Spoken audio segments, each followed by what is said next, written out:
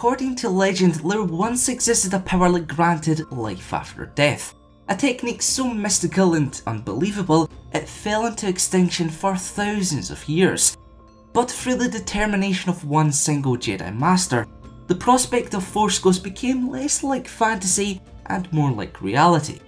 Even the most skeptical of Sith Lords began to pay attention, all in a quest to live forever.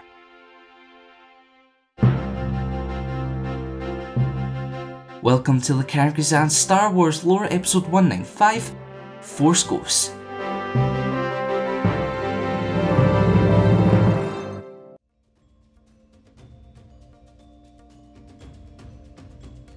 Death in the galaxy far, far away, at least for Force sensitives, was nothing to be feared.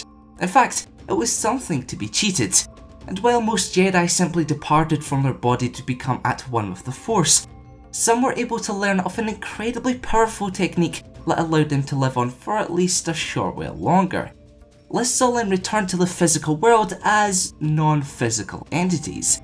They would essentially become glowing apparitions of their former selves, or even floating, featureless masses of milky grey coloured energy. But regardless of their differing characteristics, deceased Force users had to call upon one manifestation or the other so to interact with living beings.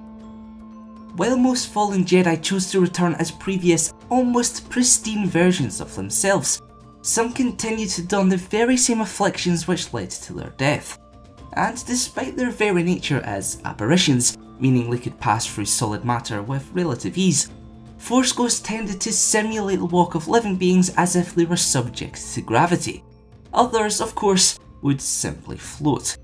But the idea of temporary solidarity wasn't all that far-fetched. In fact, it could be obtained by simply drawing upon one's connection with the Force. A limited range of Force powers could also be utilised, as well as the ability to teleport somewhat freely to any point in the galaxy. The ancient history and origins of Force Ghosts were extremely difficult to determine. On one hand, it was said that the Jedi of the Old Republic, as well as some Sith, knew of a secret to transfer one's essence upon death, while on the other, no such knowledge of eternal life managed to survive the passing millennia. Though in secret, the power was preserved by a Force-sensitive and barbaric tribe native to Ossus. It was then rediscovered thousands of years later by Jedi Master Qui-gon who passed on the technique to both Yoda and Obi-Wan Kenobi. The former of which granted redeemed Sith Lord Darth Vader the final step in becoming a spirit, while the latter used his newfound power to teach Luke Skywalker the ways of the Jedi.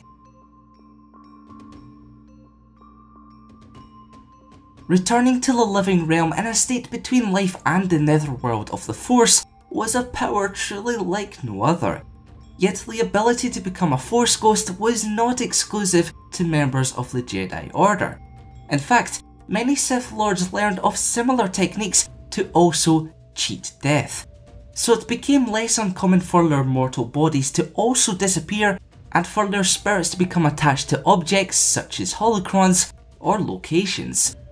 Exar Kun, for example, found himself bound to Yavin 4 following a failed ritual to live forever. But this wasn't an isolated incident, for time and time again, Sith would find themselves feeling trapped or isolated, or even driven to complete madness thanks to years of isolation. And so long as they failed to accept death like their Jedi counterparts, instead believing the Force to break them free from the restrictions of life, no Sith would ever fully experience the wonder of being alive. Now it's time for this week's question. Which light side Force power do you think was the greatest? Let us know in the comments below. Remember to vote for next week's episode by participating in the card poll on screen now. Also, to have your say in future lore videos, head on over to thekyrgyzstans.com and get voting. If you learned something new from today's video, be sure to leave a like. And for weekly lore content, press that subscribe button and notification bell to keep it locked here to the Kyrgyzstan.